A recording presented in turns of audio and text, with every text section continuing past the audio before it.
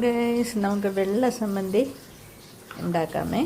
അതിന് വേണ്ടി ഞാൻ എടുത്തേക്കുന്ന തേങ്ങയുണ്ട്, പച്ചമുളക്, ഇഞ്ചിയാണ് ഇതിനകത്ത് മെയിനായിട്ട് വേണ്ടിയ ഒരു സംഭവം കേട്ടോ. ഇഞ്ചിയുണ്ട്, ചെറിയ ഉള്ളി, ഇത്രയാണ് ഞാൻ എടുത്തേക്കുന്നത്. ഇതിനെ നമുക്ക് മിക്സിയിലോട്ടിട്ട് അരച്ചെടുക്കാം. കുറച്ച് തേങ്ങയും പച്ചമുളകും കൂടി ഇങ്ങനെ ഇട്ട് കൊടുക്കും, അല്ലെങ്കിൽ അത് അരയാൻ ഇച്ചിരി പാടും. ഇതെല്ലാം കൂടെ മിക്സ് ചെയ്തിട്ട് കൊടുക്കും.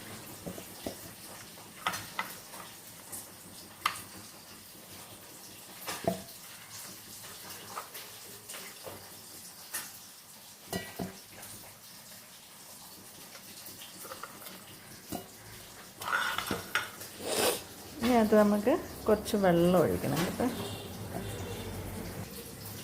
കുറച്ച് വെള്ളം ഒഴിച്ചു കൊടുക്കാം.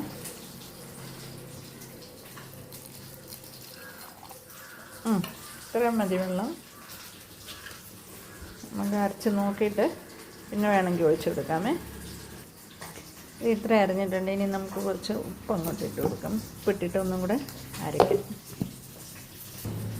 ഗൈസ്, ഇത് അരിഞ്ഞിട്ടുണ്ട് കണ്ടോ. എൻ്റെ വെള്ളം ഇതാണ്. ഞാൻ കുറച്ച് വെള്ളം ഇങ്ങ് ഊറ്റിയെടുത്തായിരുന്നു.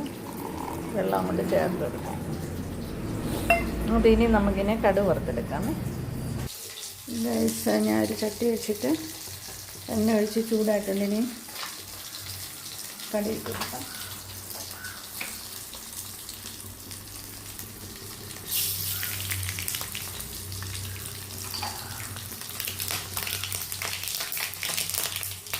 എന്നിട്ട് കൊച്ചുള്ളി ഇട്ട് കൊടുക്കാം. കൊച്ചുള്ളി, വറ്റൽമുളക് നമുക്ക് ഇളക്കി കൊടുക്കാം.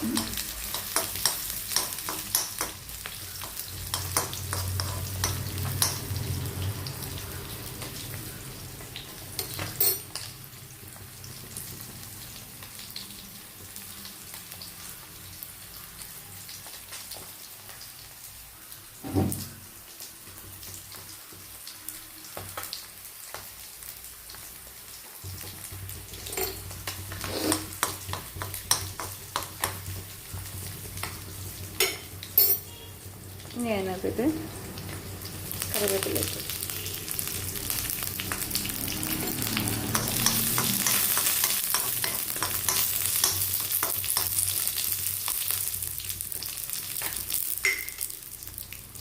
നമുക്ക് സമ്മന്തി അങ്ങോട്ട് ഒഴിച്ചു കൊടുക്കാം. ഇത് കട്ടക്കിടക്കേണ്ടവർക്ക് കട്ടക്കിടക്കാം. അപ്പോൾ വെള്ളം കുറച്ച് ചേർത്താൽ മതിയാവും. ഇച്ചിരി നമുക്ക് വെള്ളം വേണ്ടിയത് കൊണ്ടാണ് ഇങ്ങനെ കുറച്ച് ലൂസാക്കിയത്.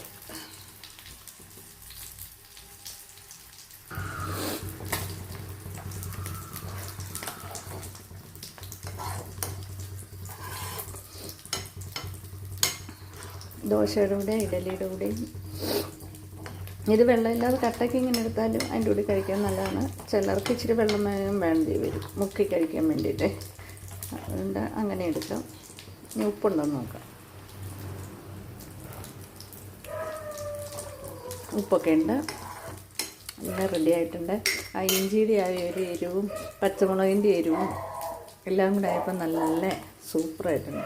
അപ്പോൾ അടുത്തൊരു വീഡിയോ ആയിട്ട് ഉടനടി കാണാവുന്നതാണ്. എല്ലാവരും ലൈക്ക് ചെയ്യണം, ഷെയർ ചെയ്യണം, കമൻ്റൊക്കെ ചെയ്തോ കേട്ടോ. Okay, by.